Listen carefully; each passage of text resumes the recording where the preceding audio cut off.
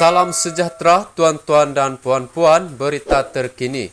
Pertembungan GRS-BN disebabkan nafsu pemimpin, kata Safi Abdal. Sumber dipetik dari Astro Awani, berita sepenuhnya.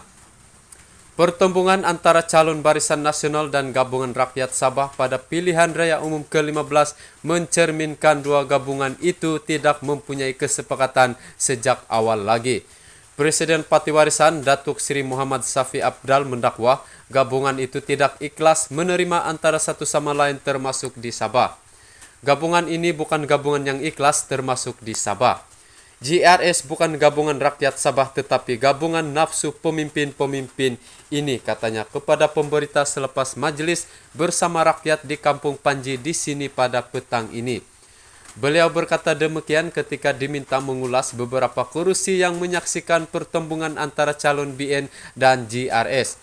Ia termasuk kursi Parlimen Beluran selepas penyandangnya Datuk Seri Ronald Kiandi Nekad bertanding atas tiket Perikatan Nasional selepas tidak tercalon. BN sebelum ini memutuskan kursi Parlimen Beluran diwakili oleh calon mereka yaitu Benedict Asmat. Kehadiran Ronald menyaksikan pertandingan 5 penjuru di Parlimen Beluran melibatkan calon warisan Rowiana Rashid, Benedict BN, Felix Joseph Saang Pakatan Harapan dan Housing Samsudin daripada Parti Pejuang Tanah Air. Parlimen Ranau turut menyaksikan pertembungan antara dua gabungan itu apabila Datuk Ewan Ibin bertanding atas tiket Parti Bersatu Rakyat Sabah PBRS, salah satu parti komponen dalam BN. Ewan akan menentang penyandang kursi Ranau Datuk Jonathan Yassin yang mewakili GRS BN. Muhammad Safi yang juga calon di kursi Parlimen Sempurna menambah perkara sama ditunjukkan ketika kerjasama membentuk Kerajaan Perikatan Nasional. Ujarnya apa yang berlaku adalah akhirnya Tan Sri Muhyiddin Yassin ditumbangkan.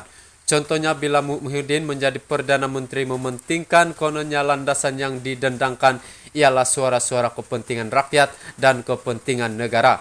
Katanya kita perlu bergabung untuk memerintah Malaysia dan Muhyiddin menjadi Perdana Menteri. Dia bergabung dengan UMNO, bergabung dengan PAS dan selepas itu UMNO pula tumbangkan dia, tukar kepada Datuk Seri Ismail Sabri Yaakob.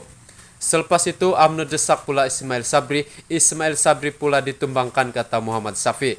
Dalam pada itu, bekas Ketua Menteri Sabah itu berpuas hati dengan proses penamaan melibatkan calon warisan di seluruh negara. Saya yakin mudah-mudahan sampai ke 19 November ia dapat berjalan dengan lancar tanpa keadaan yang membimbangkan, katanya. Sekian laporan. Terima kasih kerana menonton. Jangan lupa like, komen dan subscribe. Tekan lonceng untuk pemberitahuan berita seterusnya.